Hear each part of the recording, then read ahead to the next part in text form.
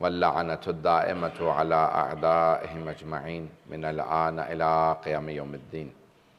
أما بعد فقد قال الله الحكيم في كتابه الكريم بسم الله الرحمن الرحيم شهد الله أنه لا إله إلا هو والملائكة وأولو العلم قائما بالقسط صدق الله العلي العظيم. صلوات.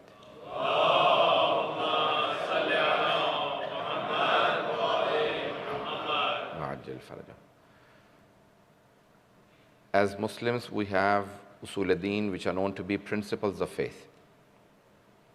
And every religion has some basis of the faith that they base their entire religion upon.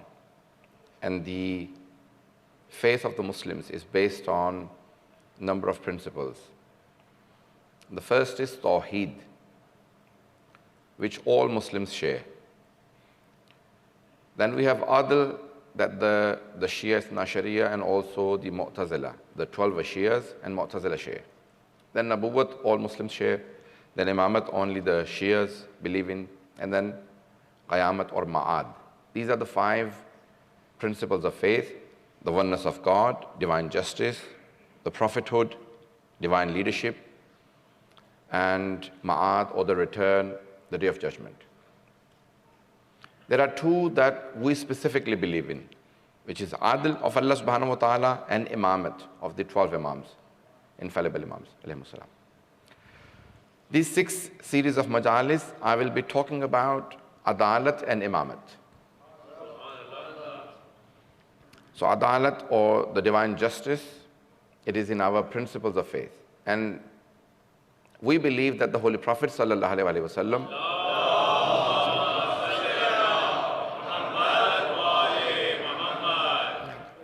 and all the messengers of Allah subhanahu wa ta'ala were sent to this world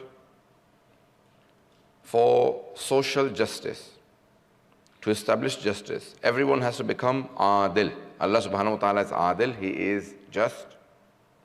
The prophets and Imams are just. And in the Shia faith, every position that anyone holds has to have Adalat or justice or fairness. Different words are used in English, but the Arabic word is Adala. I'll be defining the word Adalat or justice for you, inshallah, and then I'll be giving you the basis, the logical basis of it, and we'll explain further details to it today and tomorrow. Do I have everyone's attention, inshallah?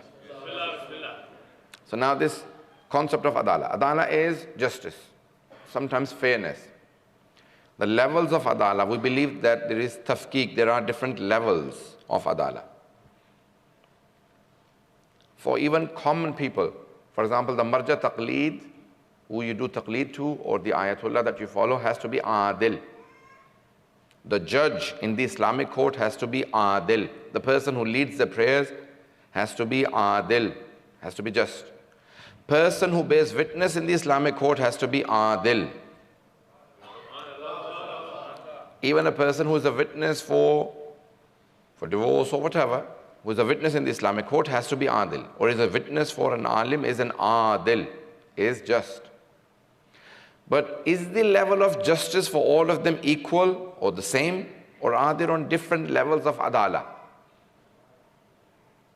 There are different levels of adala. The adalat needed for marja taqleed is much higher than that of, for example, person leading the prayer.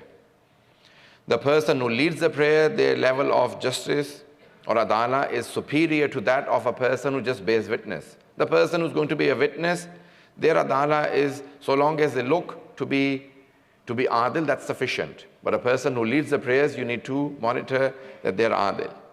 Person who is a marja has to be much higher level of adala. In fact, if you look at Al-Urwatul Wuthqa of, say, Ayatollah Sayyid Kazim Al-Yazdi, yes, Tabatabai Yazdi from Najaf al-Ashraf, originally Iranian. He has a book called, very famous book called Al-Urwatul Wuthqa. And in that he says that if you see that even if they do something against Muruvvat is something which is a norm in a society. That if a marja taqleed does something against the norms of a society, for example, in the Islamic world, eating and drinking while walking in the streets is only makruh, but it is against the norms of Islamic teachings. If a marja taqleed is eating and drinking in the streets, he would lose his adala. He cannot lead the prayers, and you cannot do his taqleed anymore because it is against the norms of the Islamic society. Am I being too harsh? This is the example Ayatollah Yazdi, one of the greatest fuqaha of 20th century, has given in his Al-Urwatul Wuthqa, which is known to be the best book on fiqh, the detailed masail. After Shara al-Islam of Muhaqqiq al-Hilli, the most detailed book on fiqh, Furu'at fiqh. Furu'at fiqh is, because I do know that they are translating everything in sign language and I'm using a lot of Arabic terminology. I'll try and translate every single word that I use in Arabic into English. So Furu'at, for not istidlal, not ijtihad, not the method of deriving fiqh rules, but the fatwas. He has mentioned the most amount of fatwas on all the different chapters of fiqh. Yes? For example, in Tawzil Masail, you only have something like 29 masail on taqleed, 29 issues on taqleed. Yes? In Tawzil Masail. But in Al-Urwatul Wuthqa, he has mentioned more than 100 masail just on taqleed. He says that I challenge a person that can produce more furu'at, fatwas on any fiqh issues than I have produced in Al-Urwatul Wuthqa. And while he was still writing, he died after completing Kitab al-Nikah. So now he says many details on the adala. I've already not even given more details on the adalat of Allah subhanahu wa ta'ala, and I've already taken 10 minutes. So I need everyone's attention. Do I have everyone with me so far? So now we have adalat in our usul al-deen, in the principles of faith. Adalat. Allah has to be adil. Everyone needs to become adil. So long as you become adil, then you go to heaven, you go to paradise, and you become radiyallahu anhu. Allah is pleased with you. Our Sunni brothers believe that all Sahaba are adil. This is what their whole debate and difference is with the Shia faith. Yes? They believe in the adalat of Sahaba. We say, no, not every Sahabi, companion of the Holy Prophet, is adil. This is from Sahih Bukhari. Yes? They say that every Sahabi is adil. Why? Because so long as they believed, said the shahadat, saw the Holy Prophet, they're adil. We say, no, that's not acceptable because some are killing the others, so the murderer and the murdered cannot be equal.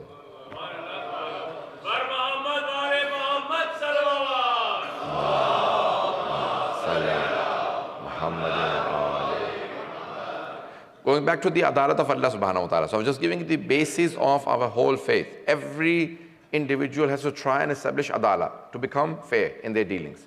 Now we believe Allah subhanahu wa ta'ala is adil. Let me give you the definition of adalat and then give an explanation from different perspectives what we believe on adl to be. Adalat in the books of theology is defined as al-adlu wad'u ash-shay'i fi mahallih, to place a thing in its own position. Adalat, justice. Justice is to place someone or something in where they deserve to be, in their own position. To place a thing or a person in their own position. That's adalat. That is our difference between adalat and insaf, two Arabic terms. Adalat, justice, insaf, also people translate as justice, but I do not accept that it is translated into English as justice. That is not a fair translation. Why? Because insaf is from nisf. Nisf is half. If there are two people disputing on something, and for example, both two people say, this bread is mine. If I was doing insaf, then I would half the bread and say, okay, both of you have a share. To please both parties is called insaf, while justice is to find out who really deserves it.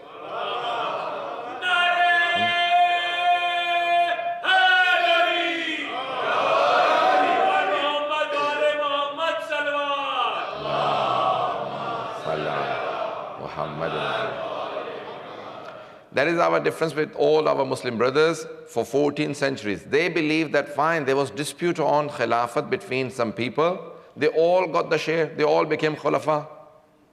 They all became khulafa. Therefore, it is insaf and we should now leave it. We believe that no, whoever deserved to be khalifa, if their right was usurped and was not given to them, then that was not adalat. Allah subhanahu wa ta'ala believes in the adalat, and if you take the right of someone, then you have done injustice to them. You have done dhulm upon them. Injustice is dhulm. There are two words. Imam Ali alayhi salam says in Nahj al-Balagha that you find out the true definitions of words by looking at their opposites. تُعْرَفُ الْأَشْيَاءُ بِأَضْدَادِهَا بِالضِّدِّ, by looking at the ضد, the opposite of something. Many times, for example, iman, what is it opposite of? Is it opposite of kufr or nifaq? Kufr is disbelief and nifaq is hypocrisy. We need to always look at the words that they are opposite of. Adalat, what is the opposite of adl? Fisq. Fisq is not only just indecency, but corruption. So adil is someone who is just, and their opposite is someone who is corrupt. I'm not sure if I'm conveying it. Okay? So fisq is corruption. You could be corrupt in any way, but that's corruption. And when you rid yourself of corruption, that's when you become adil. When a person rids themselves of corruption, then they become adil. Now a person could be very good at their work, but they are corrupt at home. They are not doing justice to their family. They're not, sometimes they're even good with family and to their work, but they're not doing justice to themselves. There are three ways of looking at everything. Justice to Allah subhanahu wa ta'ala, justice to the people, justice to oneself. I'm not sure if I still have everyone. Now, inna shirka la dhulmun adhim, the Holy Quran says that shirk, not doing service to Allah subhanahu wa ta'ala is also shirk. Not doing service to Allah subhanahu wa ta'ala is shirk, and that's also dhulm. That is injustice. There is corruption in faith. There is corruption in belief. That is one sort of dhulm. So the opposite of adala is dhulm. Adalat and dhulm. Just remember the two terms. Adalat is justice and dhulm is oppression or injustice. So there is dhulm on Allah subhanahu wa ta'ala. Inna shirka la dhulmun adhim, the Holy Quran says. Nabi Luqman. Second is on people. That could be a relative, friend, or society member. Dhulm on other people, injustice or oppression on other people. And there is dhulm on oneself. Rabbi inni zalamtu nafsi.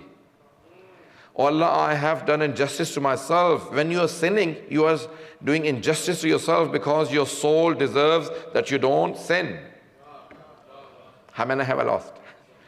So there could be three types of zulm. Three types of zulm. If you rid yourself from all three types of zulm, that's when you become adil. That's when you become just. Rid yourself from all sorts of zulm. And if you rid yourself from all sorts of zulm, that's exactly when you become adil. Now, let me give the definition and then go into more detail. I'll speak for another 10 minutes in English and then a few minutes in Urdu, and then I'll come to Masai. Look at the different words in English that they've used for justice. Or our scholars believe, the Shia scholars, Shia mutakallimin, I'm talking about theologians, yes, experts in ilm kalam. They believe that there is logical basis of all the different beliefs that we have in Islam. There is logical basis of good and evil. Good and evil. These two terms. Husn qubh aqliyan. These are two terms in English. Please, I need everyone's attention. So, husn qubh aqli. Husn is good, qubh is evil. So there are logical bases of good and evil. There are two schools of thought in our Sunni brothers. Asharites, Ashaira, and Mu'tazilites, Mu'tazila. Ashaira, the present day Wahhabis, or whatever you want to call them, Salafis. And Mu'tazila, the common Sunnis or the Sufis. There's old schools of thought, not new. They go back to the time of Imam Jafar Sadiq alayhi salam.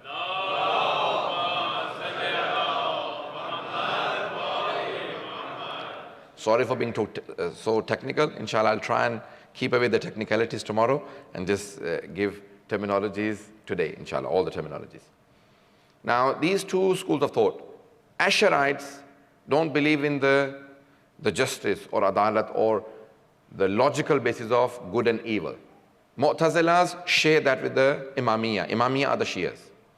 They believe in logical basis of good and evil. What is good and what is evil? There could be different definitions. So good and evil. Good is something which is commendable, something that you can praise. And evil is something that you dispraise. That is one definition of good and evil. Second is something which is joyous. Something which you enjoy is good, and something that you don't enjoy is evil. Others say pleasure and pain. Pleasure is good and pain is evil. These are all different definitions that the different schools have given. What we believe is, no matter what school of thought you belong to, what religion you follow, or even if you don't follow a religion, according to all faiths, according to all different schools, your definition of good and evil may change based on the circumstances. I have lost quite a lot of people. Pay attention, I'll give you an example. I ask you a question. Is theft good or evil? Okay, some of you have answered it. I am assuming the rest of you agree. So theft is evil. Yes, everyone? You all agree? Now, we all have agreed that theft is evil. But if I tell you that a person stole something because his children were dying, and just to save the life of his children, he stole just a loaf of bread, and he only gave them the bread so they can live, so they don't die. Do you still think that this theft is evil? Some of you are still speaking. Yes? Most of you, if not all of you, would say, no, this theft is not wrong. Even if all of you don't agree, some of you still may say, no, theft is wrong. Even his children should have died, he shouldn't have stolen. But most of you would say, probably, no, this sort of theft, see, the circumstances change, and you change your definition of good and evil. I'm not sure if I have every. Yes? So when the circumstances change, you may change the definition of good and evil. Please, everyone, pay attention. I'll give you more examples. So when the circumstances change, your definition of good and evil may change. Let me ask you another question. Is telling the truth good or evil? Everyone agrees? Please speak up. I don't like just speaking to myself. I'm a teacher, so I like, getting everyone involved. Now, everyone agrees that truth is good. Yes? Now, if a person came here and said, I happen to be at a place where a husband and wife were in a mess, in a fight for a long time, they were just about to conclude their fight and become friends again and, come over the fight that they were going through, and I told the truth and made them fight again.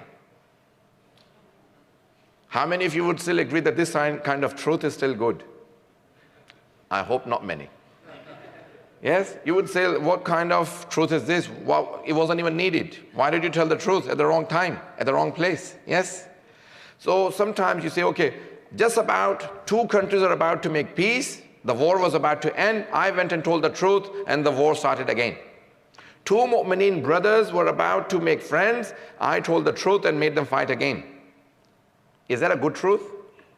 No, everyone agrees. See, the circumstances changed, and you change your definition of good and evil.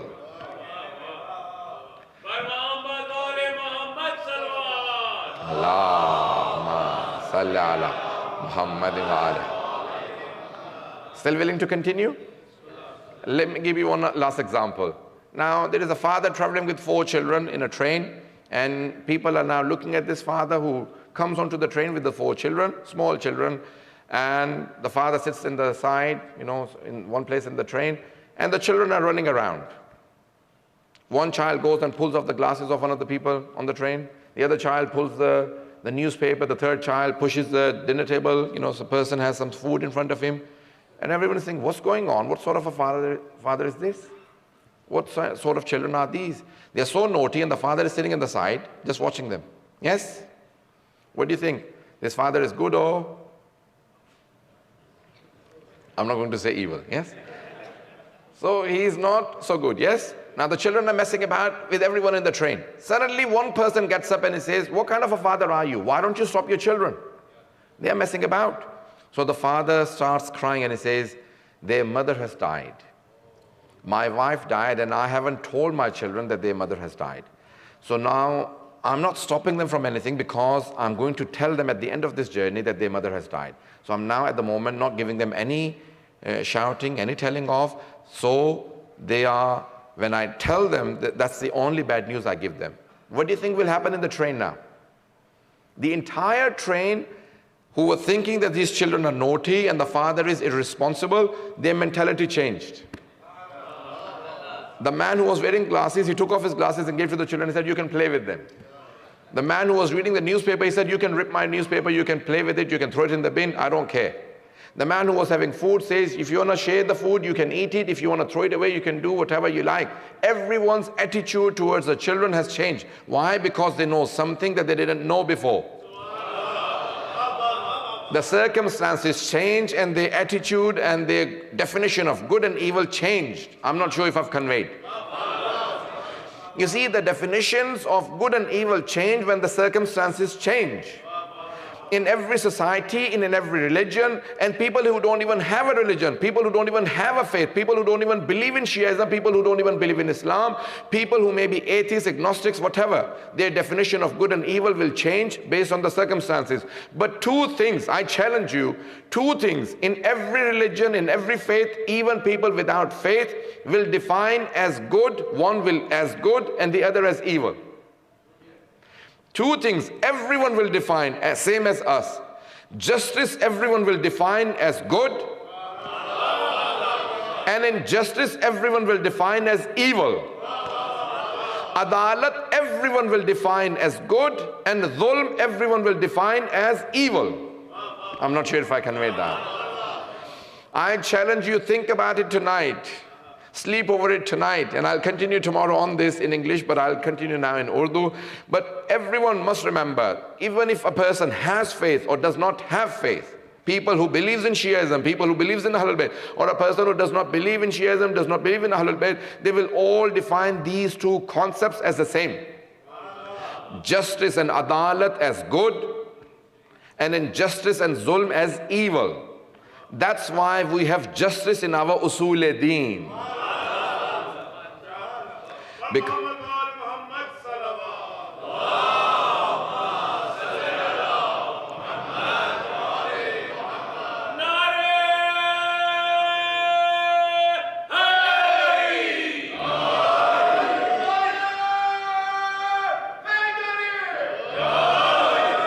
Did you all, inshallah, follow all of that?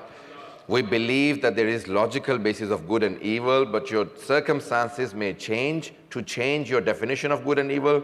But there are two things that you will never ever change your definition about. One is justice, and the other is injustice or oppression. Adalat and dhulm. Everyone will say adalat and justice is good, and injustice or oppression, which is called zulm in Arabic, is evil. And hence we believe it is in our nature, it is in our fitrat, in our nature to believe in the justice of Allah subhanahu wa ta'ala.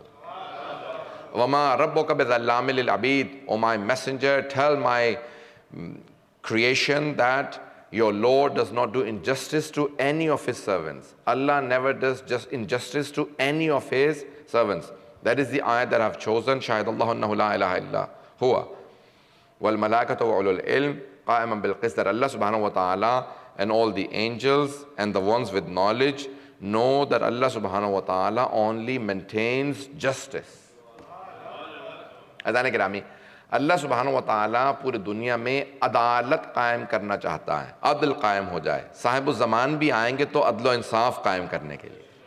जब ज़हूर करेंगे तो दुनिया में अदालत का राज होगा. ये जो आप हदीस सुनते हैं कि दुनिया में अदल कायम हो जाएगा, यहाँ तक कि एक बकरी और भेड़िया या शेर एक ही घाट पे पानी पिएंगे. There a lion and a goat will drink from the same place from the river, and the goat will not fear the lion. Why? Either the nature will change. क्या होगा? आया इंसान की फितरत बदल जाएगी, शेर घास खाना शुरू कर देगा, गोश्त खाना बंद कर देगा? नहीं. अज़ीज़ान किरामी, अदालत इस तरह से राइज हो जाएगी कि बकरी को पता होगा शेर को उसका हक मिल चुका है. The lion has what it deserves. It will not oppress me, کبھی بھی یہ جو شیر ہے یہ مجھ پہ تجاوز نہیں کرے گا, ظلم نہیں کرے گا, کیونکہ شیر کو اس کا حق مل رہا ہے. امام زمانہ ہر ایک کو اس کا حق دے دیں گے. آج پوری دنیا کا سب سے بڑا مذہب ہے عیسائی, کرسچنز. میرا پچھلے سال ویٹیکن میں جانا ہوا, تو عیسائیوں کا پوری دنیا میں ایک نعرہ ہے پیس. وہ نعرہ دیتے ہیں امن کا, وہ کہتے ہیں وی وانٹ پیس آن ارتھ. توجہ ہے؟ وہاں پہ میں نے تقریر کی, پوپ کے ہاں بھی, اور بہرحال پھر پوری پریس بھی موجود تھی, بی بی سی وغیرہ, یہ سارے روئٹرز آپ کے. تو پوچھ رہے تھے بھئی آپ کا کیسے مسلمانوں کا کرسچنز کا ہو سکتا ہے. تو وہاں پہ جو برٹش ایمبیسڈر تھا, میں نے اس سے کہا بھئی سب کے سامنے ایک بات, دنیا کے سب سے بڑے جو دو دین ہیں, دو ریلیجنز ہیں, وہ کرسچنز اور مسلمز ہیں. 2.2 بلین کرسچنز ہیں, 1.8 بلین مسلمز ہیں. تو دنیا میں 7.3 بلین میں سے 4 بلین یا کرسچنز ہیں یا مسلم. 60% ہم ہیں. اگر ہم صرف اور صرف متحد ہو جائیں تو ساری دنیا میں امن ہو جائے گا. تو وہ کہنے لگے ہم نے اس طرح سے کبھی نہیں سوچا تھا. تو کہا بھئی وہ لوگ کہتے ہیں امن, تمہارا نعرہ کیا ہے؟ تو میں نے کہا ہمارا نعرہ ہے عدالت. تھوڑی سی توجہ کیجئے گا. تو کہا کہ بھئی their slogan is peace. What is your slogan? The press was asking me. I said, look, our slogan is justice. ان کا ہے نعرہ امن, پیس چاہتے ہیں. ہم کہتے ہیں عدالت. کبھی دونوں میں کیسے کیا ربط ہے؟ میں نے کہا کہ کبھی امن ہو ہی نہیں سکتا جب تک عدالت قائم نہ ہو. You will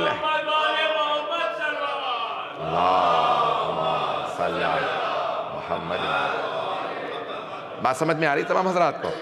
دنیا میں امن ہو ہی نہیں سکتا. You will never achieve peace on earth until there is justice established on earth. جب تک دنیا میں عدالت رائج نہ ہو امن نہیں مل سکتا.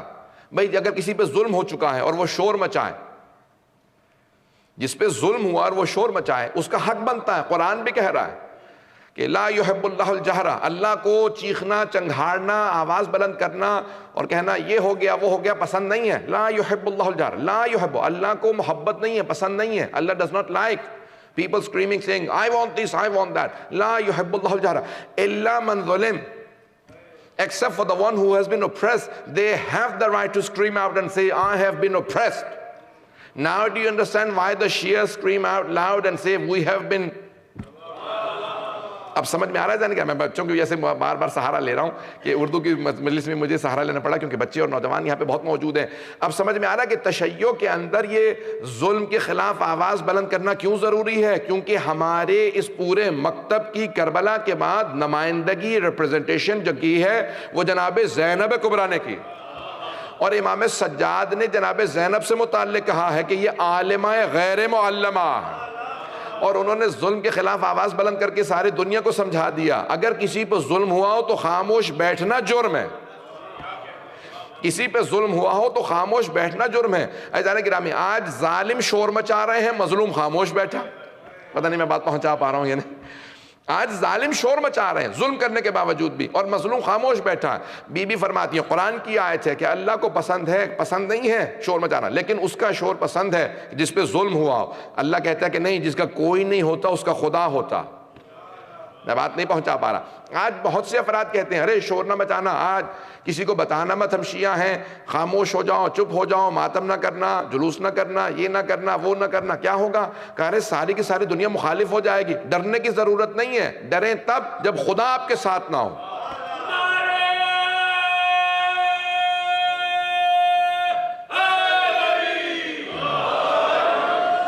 عزیزان گرامی, ڈرنا اسے چاہیے جس کے ساتھ خدا نہ ہو, اور جس کے ساتھ خدا ہو سے ڈرنا نہیں چاہیے, کیونکہ وہ جانتا ہے کہ میرے ساتھ خدا ہے. اور یہاں حدیث ہے امام زین العابدین علیہ السلام,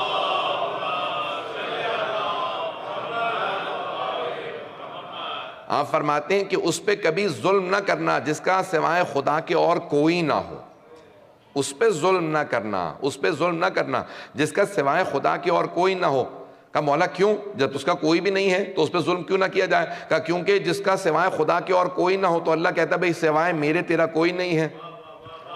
اللہ اسرع الحاسبین ہے. قرآن کی آیت ہے اسرع, یعنی سب سے تیز, جو سب سے تیز, سب سے سریع, سب سے جلدی جو بدلہ لینے والا ہے وہ خدا ہے. جس کا سوائے خدا کے کوئی نہ ہو اس پہ ظلم نہ کرنا, کیونکہ اللہ بہت جلدی بدلہ لینے والا. اللہ از the fastest of reckoners. اللہ سب سے جلدی بدلہ لیتا ہے. عزیزان گرامی چند مثالیں پیش کرنا چاہ رہا ہوں اگر سننا پسند فرمائیں. جس کا کوئی نہ ہو سوائے خدا کے، اس پہ ظلم نہ کرنا کیونکہ اس کا بدلہ خود خدا لیتا ہے اور خدا بدلہ لینے میں جلدی کرتا ہے. ظالم سے بدلہ لینے میں خدا جلدی کرتا ہے. نہج البلاغہ میں مولا فرماتے ہیں جب کسی نے سوال کیا یا علی زمین سے لے کے آسمان تک کا فاصلہ کتنا ہے؟ What is the distance between the earth and the heavens? زمین سے آسمان کا فاصلہ کتنا ہے؟ مولا نے کہا ایک مظلوم کی آہ کا. بہت بڑا جملہ ہے. مولا فرماتے ہیں it is the distance between the earth and the heavens is only one ah, one scream of an oppressed. جب وہ کہتے ہیں نا آہ تو زمین سے آسمان پہ ایک لحظے میں یہ آہ پہنچ جاتی ہے. مولا فرماتے ہیں ایک لحظے کے اندر within a second this ah reaches the heavens. کیوں؟ کہا کیونکہ اللہ سبحانہ و تعالیٰ مظلوم کی آہ کو کبھی ضائع نہیں کرتا. جو اگر مظلوم ہو اسے ڈرنا نہیں چاہیے. اکثر لوگ سمجھتے ہیں میرا کوئی بھی نہیں ہے میں مظلوم ہوں. ارے جس کا کوئی نہ ہو اس کا خدا ہوتا ہے. اس کی سب سے بڑی مثال جناب زینب کبریٰ ہے. اب یزید کیا سوچ رہا تھا؟ ارے میں نے اس کے بھائیوں کو مار دیا، سید الشہداء کو، حضرت عباس کو، سب بھائیوں کو مار دیا، بیٹوں کو مار دیا، اس کے خاندان کا کوئی بھتیجا بھانجا کوئی نہیں رہا. بوڑھی خاتون ہے، کمزور ہیں، سفید بال ہیں، ہاتھوں میں رسیاں ہیں، یہ میرا کیا بگاڑ لیں گی؟ وہ یہ سوچ رہا تھا جب میں نے بالکل ختم کر دیا تو اب یہ کیا بگاڑ سکتی ہیں؟ اسے پتہ ہی نہیں تھا کہ یہ ایک بوڑھی خاتون اس کے دربار میں انقلاب برپا کر دیں گی. ایک ایسا انقلاب برپا کریں گی کہ وہ جس کی حکومت تھی، جس کا تخت تھا، اس کا تاج تھا، he had the crown, he had everything. اس کا تھرون تھا، اس کی حکومت، he had the government, he had the coin. بھئی سکہ اس کا تھا، کرنسی اس کی تھی، حکومت اس کی تھی، تاج اس کا تھا، فوج اس کی تھی، سب کچھ اس کا. لیکن اللہ سبحانہ و تعالیٰ نے کہا دیکھو میں زینب کے ساتھ ہوں. آج اگر آپ دمشق جائیں گے، ڈیمسکس جائیں گے تو نہ یزید کی حکومت ہے، نہ یزید کا سکہ ہے، نہ اس کا تاج ہے، نہ اس کا تخت ہے، نہ اس کی قبر کا نشان ہے. جب آپ شام جائیں گے تو ہر جگہ لکھا ہوگا welcome to the city of Sayyida Zainab, not to the city of Yazid, to the city of سیدہ زینب. وہ جو قیدی بی بی تھی، بوڑھی خاتون تھی، وہ جیت گئی. وہ جو یزید تخت پہ تھا وہ قبر میں دفن ہو کے ختم ہو گیا. پتہ نہیں میں بات پہنچا پا رہا ہوں یا نہیں. عزیزان گرامی اللہ کا عدل پوری دنیا میں قائم ہے. اللہ کا عدل ہے، عدالت الہی ہے. عدالت کے اندر کبھی بھی دیر ہو سکتی ہے. There could be a delay in delivering the justice. لیکن اللہ کی طرف سے ڈیلے ہے لیکن کبھی بھی اندھیر نہیں ہے. There is no darkness, there is no stop to the justice of اللہ سبحانہ و تعالیٰ. ہم میں سے بہت سے لوگ پریشان ہو جاتے ہیں. توجہ چاہوں گا سارے مجمع کی. عراق میں یہ ہو رہا ہے، صدام اتنے عرصے سے تھا، عراقیوں کا ایمان ختم ہو رہا تھا. عراقی people were losing faith. بھئی کیا ہو رہا ہے؟ صدام ہی صدام ہے، اسی کے بیٹے آگے حکومت کریں گے. اللہ نے کہا کہ یاد رکھو ظلم کو کبھی بھی بقا نہیں ہوتی. Injustice never prevails. یہ اس کو ختم ہو جائے گا. تم باقی رہو گے، صدام ختم ہو جائے گا، اس کی نسل ختم ہو جائے گی. کوئی سمجھتا نہیں تھا. عزیزان گرامی 1400 سال پیچھے مت جائیں. Don't go back to 14th centuries. اسی دور میں دیکھ لیجئے وہ صدام ختم ہو گیا جس کے 32 پیلسز تھے عراق کے اندر، وہ ختم ہو گیا. قبر کا نشان معلوم نہیں. آج وہی جو اوپریس تھے ان کے ہاتھ میں حکومت ہے. اگر وہ نہ سیکھیں تو غلطی اللہ کی نہیں ہے. If they don't learn a lesson that it is not Allah's mistake, یہ ان کی اپنی غلطی ہے، وہ سبق نہیں سیکھ رہے ہیں. لیکن اللہ نے جسٹس کیا، صدام کو ختم کر دیا. اب نہج البلاغہ کو اٹھا کے دیکھیے، الملک یبقى مع الکفر ولا يبقى مع الظلم. نہج البلاغہ میں مولا فرماتے ہیں کہ حکومت the government of a disbeliever will remain but a government of a tyrant will never remain. کبھی بھی حکومت کفر کی باقی رہ سکتی ہے لیکن ظلم کی حکومت کبھی باقی نہیں رہتی. عزیزان گرامی ہمارے سامنے کتنی مثالیں موجود ہیں، ہم پھر بھی عدالت کے اوپر پورا ایمان نہیں لے کے آتے. آج دنیا اسلام بہت سے مسلمان پھر بھی عدالت کو نہیں سمجھ رہے. اللہ کی عدالت ہے. ایک اور میں مثال دینا چاہتا ہوں جو میں نے حدیث پڑھی تھی، میں نے کہا تھا اس کی چند مثالیں دوں گا کہ جس کا کوئی نہیں سوائے خدا کے اس پہ ظلم نہ کرو، اللہ سبحانہ و تعالیٰ اس کا بدلہ لیتا. میں نے شاید کبھی مثال دی ہو. ایک ہمارے آیت اللہ تھے قوم مقدس میں، بہت بڑے عارف تھے، ان کا نام تھا آیت اللہ بہلول، شیخ محمد تقی بہلول. آب حجت سے بہت کلوز تھے، بہت بڑے عارف تھے. ان کے متعلق قوم میں مشہور تھا طی الارض ہے. طی الارض سمجھتے ہیں؟ He could travel in instants from one place to other, from Qum to Mashhad, within seconds he goes. طی الارض سے کہا جاتا ہے. گھبرا گئے حضرات. تو اب وہ افغانستان میں بہت زیادہ دیکھے گئے. افغانیوں سے میں نے پوچھا بھی واقعی وہاں تھے جنگ کے زمانے میں, وہاں تقریر کرتے تھے, ممبر پہ جاتے تھے. خود کہتے ہیں میں افغانستان میں کھڑا تھا ایک چیک پوسٹ کے اوپر, دیکھ رہا تھا کیا ہو رہا ہے. تو اتنے میں نے دیکھا ایک سپاہی آیا, ایک سولجر, اس نے روکا چیک پوسٹ پہ. تو ایک آدمی سے پوچھا, اس کا اسمال کیج تھا, اس میں ایک کوئل تھا, ایک بٹیر. آپ دیکھتے ہیں نا برڈ فائٹ ہوتی ہے, لوگ گیمبل کرتے ہیں بہت سے ملکوں میں. شاید آپ نے نہیں دیکھا کچھ بھی, اسے مجھے ہی پتا سب کو ہاں ہوں کرتے نا کہ تاکہ مجھے پتا چلے. تو برڈ فائٹ, اس پہ گیمبل کرتے ہیں, حرام ہے. ڈاگ فائٹ ہوتی ہے, اس پہ گیمبل کرتے ہیں, حرام ہے. ہمارے یہاں گیمبلنگ ہے. تو وہ کیا کرتے تھے افغانستان میں, پاکستان کے بھی ناردرن ایریاز میں برڈ فائٹ کرتے ہیں, اس پہ سب لوگ گیمبل کرتے ہیں, پیسے لگاتے ہیں, یہ جیتے گا کہ کون جیتے گا. تو ایک سولجر نے دیکھا کہ ایک آدمی ایک کوئل کو, ایک برڈ کو لے کے جا رہا ہے, وہ بٹیر ہے اس کی, اس میں یا تیتر تھا. اس سے کہا کہ بھائی یہ کہاں لے جا رہے ہو؟ اس نے کہا نہیں میں جواری نہیں ہوں, I am not a gambler, میں برڈ ہے میرا پیٹ ہے. اس نے کہا نہیں تم جھوٹ بول رہے ہو, تم گیمبلنگ کے لیے جا رہے ہو. اس نے کہا نہیں خدا گواہ ہے میں قسم کھانے کے لیے تیار ہوں, یہ گیمبلنگ کے لیے نہیں لے جا رہا. اس نے کہا نہیں تم گیمبلر ہو. اس نے فوراً وہ کیج کھولا, برڈ کو نکالا, اس کی گردن توڑ دی, just Ripa the neck of. اس نے توڑی اور پھینک دی. آقا شیخ محمد تقی بہلول کہتے ہیں میں دیکھ رہا تھا, اس نے گردن توڑی اور برڈ کو پھینکا, جانے لگا. کہ وہ چیک پوسٹ پہ سولجر جا رہا تھا, میں نے دیکھا بہت تیزی سے کار آ رہی ہے پیچھے سے. اس نے بریک لگائی جو ڈرائیو کر رہا تھا, لیکن اس کی کار رکی نہیں. چیک پوسٹ تک وہ پہنچا, جیسے ہی اس نے ہٹ کیا اس سولجر کو, اس کی گردن الگ گر گئی, دھڑ الگ گر گیا. تو میں وہاں کھڑا تھا, میں نے فوراً امام سجاد علیہ السلام کی اس حدیث پہ سوچا. آیت اللہ بہلول, شیخ محمد تقی بہلول کہتے ہیں کہ میں نے فوراً حدیث کو سوچا, اس پہ ظلم نہ کرنا جس کا سوائے خدا کے اور کوئی نہ ہو. کہ اس برڈ پہ اس نے ظلم کیا تھا, گردن توڑی تھی. میں نے اسی وقت اپنی آنکھوں سے دیکھا کہ ایک ایسا اس کو دھکا لگا کہ اس سپاہی کی گردن الگ ہو گئی, دھڑ الگ ہو گیا. عزیزان گرامی, بعض اوقات آپ سوچ رہے ہوتے ہیں کہ بھئی یہ کون میرا کیا بگاڑ لے گا, جس کے متعلق یہ سوچتے ہیں نا یہ میرا کیا بگاڑ لے گا, اور اس کا آپ جانتے ہیں کوئی نہیں ہے, اس پہ کبھی ظلم نہ کیجیے گا کیونکہ اس کا خدا ہے. جملہ میں کہہ گیا ہوں. بعض اوقات لوگ سوچ رہے ہوتے ہیں میں تو بیوی بیاہ کے لے آیا ہوں, اس بیوی کا کوئی بھی نہیں ہے, خاندان وہاں ہے, بھائی وہاں ہے, باپ یہاں نہیں ہے, بیوی کا کوئی بھی نہیں ہے یہاں پہ, ڈانٹوں گا جو مرضی کر لوں گا, اس کا کوئی کچھ نہیں. عزیزان گرامی, جس کا کوئی نہ ہو اس کی آہ نہ لیجیے گا. پتہ نہیں توجہ ہے یا نہیں ہے, سخت جملہ کہہ رہا ہوں میں جانتا ہوں.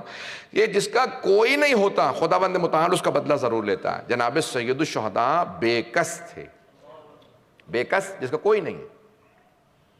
آپ نوحوں میں سنتے ہیں نا بے کس حسین, بے بس کبھی نہ کہیں. میں سب سے کہوں گا بے بس کبھی نہ کہیں امام حسین کو. بے بس یعنی جس کا بس نہ چلے, وہ امام ہی نہیں ہے جس کا بس نہ چلے. میں جملہ کہہ گیا ہوں. بے بس یعنی بھئی میں یہاں سے باہر جاؤں, 20 لوگ کھڑے ہوں مجھے لوٹ لیں. بھئی وہ 20 لوگ تھے, وہ میں اکیلا تھا مثال کے طور پہ, کوئی ایک آدمی جا رہا اسے 20 لوگ لوٹ لیں. یہ بے بس تھا. کیوں؟ وہ 20 سے یہ ایک تھا. امام کسی حالت میں بے بس نہیں ہوتے, نہیں تو وہ امام ہی نہیں ہوتے, وہ حجت خدا ہی نہیں ہے جو بے بس ہو. اس لیے بے بس نہیں کہہ سکتے. ابھی میرے پاس وقت نہیں ہے کہ میں تفصیل میں جا سکوں, بس اتنے میں آج پڑھ رہا ہوں, اگر کہیں گے تو میں 2-3 دن میں اس کی وضاحت کر دوں گا. امام کسی حالت میں بے بس نہیں ہے لیکن بے کس ہیں. فارسی کا لفظ ہے بے کس, جس کا کوئی نہ ہو, who has no one. امام بے کس ہو گئے تھے. کیوں؟ سارے بھائی مارے گئے, بیٹے مارے گئے, سب شہید ہو گئے. جب سب مارے گئے تو امام بے کس تھے, تنہا رہ گئے تھے. اور اس وقت امام نے نعرہ بلند کیا, حل من ناصر ینصرنا. آپ جانتے ہیں ہمارا اعتقاد ہے, روایات میں ہے کہ خود سب سے پہلے اللہ نے امام حسین سے کہا, اے حسین اگر آپ کہیں میں ان سب کو پلٹ دوں گا ایک ہی لحظے کے اندر, عذاب نازل کر دوں گا, یہ سب مر جائیں گے. کہ نہیں پروردگارا, میں اتمام حجت کر رہا ہوں, جو میں نے وعدہ کیا تھا بچپنے میں اپنے نانا سے تیرے ساتھ, میں اس وعدے کو پورا کروں گا. میں یہ نہیں کہہ رہا کہ تو آزمائش ٹال دے. خدا نے خود کہا کہ اے حسین اگر آپ کہیں لبیک ہے میری طرف سے, میں سب کو عذاب میں مبتلا کر دوں گا, یہ اسی وقت سب مر جائیں گے. کہ نہیں پروردگار. پھر دوبارہ کہا حل من ناصر ینصرنا. امام سجاد نے کہا پھوپھی اماں میرا عصا لا دیں, میری تلوار لا دیں. پوچھا بیٹا تلوار کیوں چاہیے, عصا کیوں چاہیے؟ کہا پھوپھی اماں میرے بابا بار بار کہہ رہے ہیں حل من ناصر ینصرنا, تو پھوپھی اماں تلوار اور عصا لا دیجئے. کہا تلوار کیوں چاہیے, عصا کیوں؟ کہا تلوار سے بابا کا دفاع کروں گا, اور عصا اس لیے چاہیے مجھے سہارا چاہیے, مجھ سے کھڑا نہیں ہوا جا رہا, میں عصا کا سہارا لوں گا. تو امام سید الشہداء نے کہا بیٹا سجاد آپ پہ جہاد ساقط ہے. اور کھڑے کیوں ہو رہے تھے؟ تاکہ باپ کا احترام کر سکیں. باپ کا احترام واجب ہے. کہ نہیں بیٹا آپ پہ احترام بھی ساقط ہے, جہاد بھی ساقط ہے, امامت کا بچانا ہے, اس لیے آپ پہ دونوں چیزیں ساقط ہیں. پھر امام حسین نے دوبارہ کہا حل من ناصر ینصرنا, ہے کوئی میری مدد کرنے والا؟ تو امام صادق فرماتے ہیں 70,000 فرشتے نازل ہوئے. 70,000 فرشتے نازل ہوئے, اور آنے کے بعد 70,000 اینجلز. کیا کہا امام حسین سے؟ کہا مولا ہم آپ کی مدد کے لیے آئے ہیں. امام حسین نے کہا نہیں, مجھے تمہاری مدد نہیں چاہیے. امام صادق فرماتے ہیں قیامت تک وہ سارے فرشتے امام حسین کے حرم کا طواف کر رہے ہیں, طواف کر رہے ہیں, اور اس کا سارا ثواب امام کے رونے والوں کو ملتا ہے. پھر ایک مرتبہ کہا حل من ناصر ینصرنا, جن آ گئے, زعفر جن آئے. کہا ہم آپ کی مدد کے لیے آئے. مولا نے کہا نہیں, تمہاری مدد نہیں چاہیے. روز قیامت تک لوگ کہتے رہیں گے حسین نے لشکر یزید کو جنوں سے لڑوایا تھا. کہا نہیں, تمہاری مدد نہیں چاہیے. پھر ایک مرتبہ کہا حل من ناصر ینصرنا. پھر جملہ کہا حل من ذاب یذب عن حرم رسول اللہ, ہے کوئی جو نبی زادیوں کے پردے کو بچائے. جیسے کہا نا ہے کوئی جو نبی زادیوں کے پردے کو بچائے, تو ایک مرتبہ ساری بیبیاں رونے لگیں. امام حسین خیمے میں واپس آئے. کہا زینب ابھی میں زندہ ہوں, میری زندگی میں بیبیوں سے کہو اس طرح سے مت روئیں. کیا بات ہے یہ بیبیاں اس طرح سے کیوں رو رہی ہیں؟ کہا بھائیہ جب آپ نے کہا نا ہے کوئی جو نبی زادیوں کے پردے کو بچائے, علی اصغر نے اپنے آپ کو گہوارے سے گرا دیا. علی اصغر نے اپنے آپ کو گہوارے سے گرا دیا. ایک مرتبہ جناب سید الشہداء نے جناب علی اصغر کو لیا. کہا میں علی اصغر کو مقتل میں لے جاؤں گا, کوئی رونے میں بخل نہ کرے. یہ ایام عزا کے آخری ایام ہیں, عجیب و غریب کیفیت ہے. کہا علی اصغر کو تیار کرو, میں علی اصغر کو میدان میں لے کے جاؤں گا. زمین پہ ایک کپڑا بچھایا, جیسے ہی سفید رنگ کا کپڑا, جیسے کفن بچھایا جاتا ہے, مولا نے کپڑا بچھایا. جناب رباب سے کہا رباب آپ دوسرے خیمے میں چلی جائیے. جانتے ہیں کہ جناب رباب سے بیٹے کی شہادت برداشت نہیں ہوگی. کہا رباب آپ دوسرے خیمے میں چلی جائیے. میں جملے اس طرح تفصیل سے نہیں پڑھنا چاہ رہا تھا, لیکن اب میں پیش کروں گا کہ جناب علی اصغر علیہ السلام کو ایک مرتبہ کپڑے میں رکھا اور اپنی ابا میں چھپایا, ابا میں چھپا کے میدان میں لے کے آئے. اب سارے اشقیاء, سارے یزیدی سوچ رہے تھے حسین کوئی قرآن لے کے آئے ہوں گے, اب ہمیں قرآن کا واسطہ دیں گے. سید الشہداء نے ایک مرتبہ ابا ہٹائی, دکھایا ایک بچہ ہے. جب جناب مختار آئے نا منبر کوفہ پہ, تو سوال کیا, جب یزیدیوں کو گرفتار کرتے پوچھتے بتاؤ تم نے کربلا میں کیا کیا, تو ہر آدمی بتاتا میں نے یہ ظلم کیا تھا, میں نے یہ ظلم کیا. ایک مرتبہ جناب مختار نے ابو خلیق سے پوچھا, ابو خلیق کیا تجھے کبھی میدان کربلا میں رونا آیا؟ وہ ظالم کبھی تجھے رونا؟ اس نے کہا ہاں مجھے رونا آیا. کہا کب رونا آیا؟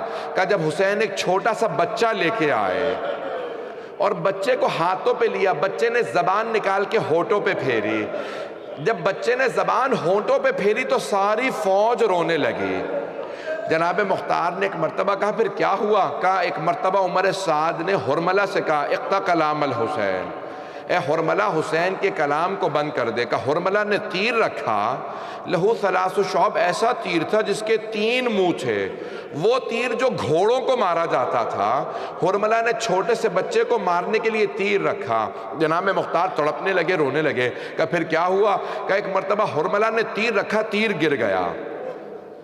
جب تیسری مرتبہ حرملہ کے ہاتھوں سے تیر گرا تو عمر سعد نے کہا او حرملہ, اگر کوئی مجھ سے پوچھتا کہ اس فوج میں سب سے سنگ دل کون ہے, سخت دل کون ہے, میں تیرا نام لیتا. تجھ سے ایک بچہ نہیں مارا جا رہا.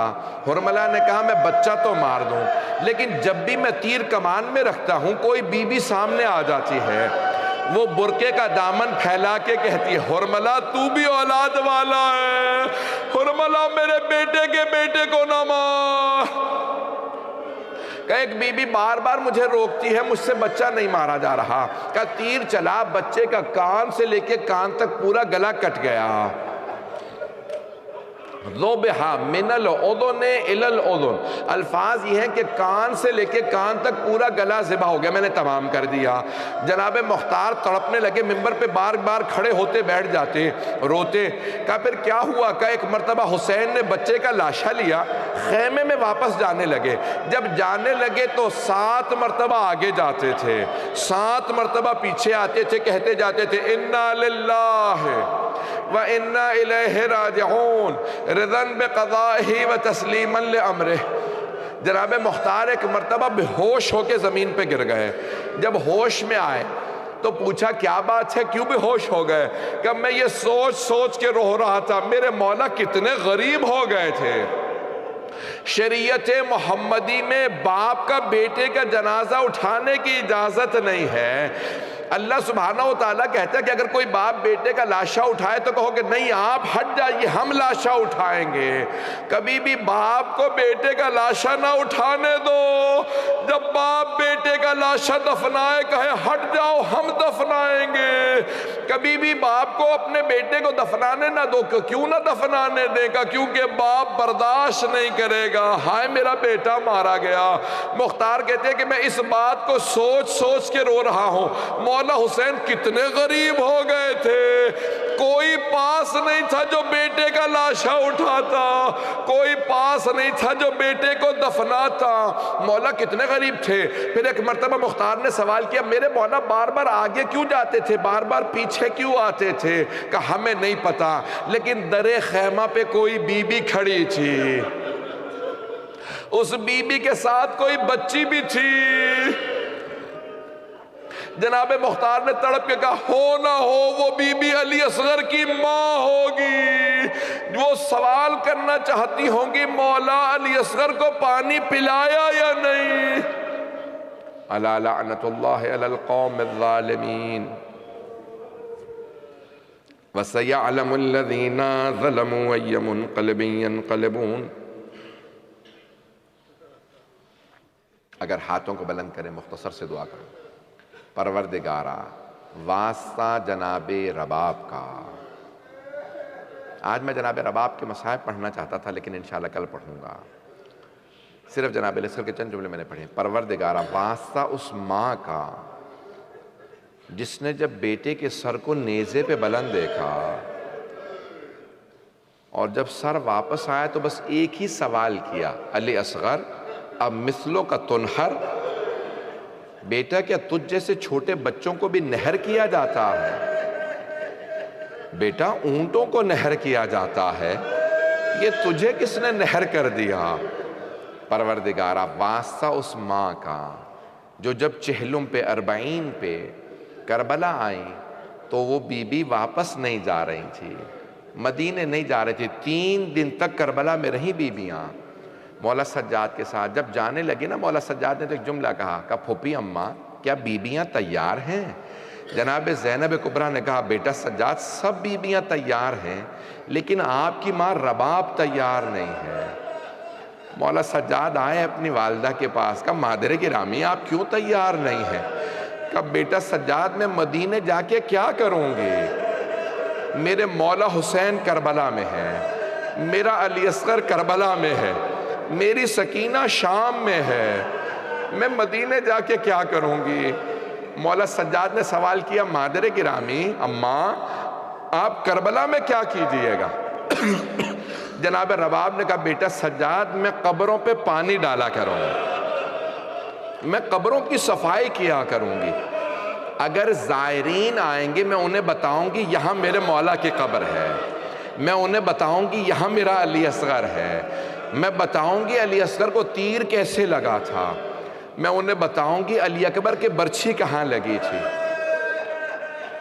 امام سجاد نے کہا نہیں مادر گرامی میری غیرت برداشت نہیں کرتی میں آپ کو کربلا میں تنہا چھوڑ جاؤں، ابھی تو حرم نہیں بنا، ابھی تو روضے نہیں بنے، ابھی زری نصب نہیں ہوئی تھی۔ تو کہا مادر گرامی میرے ساتھ واپس چلیں۔ کہا سجاد جب کوئی بیوہ خاتون گھر جاتی ہے نا اپنے بچے ساتھ لے کے جاتی ہے، وہ بتاتی ہے دیکھو یہ میرے شوہر کی نشانیاں ہیں۔ پروردگارہ جناب رباب کی اجڑی گود کا واسطہ جتنے مؤمنین بے اولاد ہیں انہیں اولاد عنایت فرما، مقروضوں کے قرض ادا فرما، پریشان حالوں کی پریشانیاں دور فرما، حج و زیارات کی تمنا رکھنے والوں کو حج و زیارات نصیب فرما، ہمارے تمام جو زائرین کربلا جا رہے ہیں سب کی حفاظت فرما۔ پروردگارہ جتنے مومنین و مومنات اس مجلس میں موجود ہیں سب کی تمام حاجات قبول فرما، ہم سب کی عاقبت بخیر فرما، صاحب الزمان علیہ السلام کا ظہور دیکھنا نصیب فرما، دشمنان اہل بیت کو نیست و نابود فرما، داعش و طالبان کو اہل سعود کو غارت فرما۔ ربنا تقبل منا انك انت السميع العليم بحق محمد وآلہ الطیبین الطاہرین المعصومین۔ ماتم حسین۔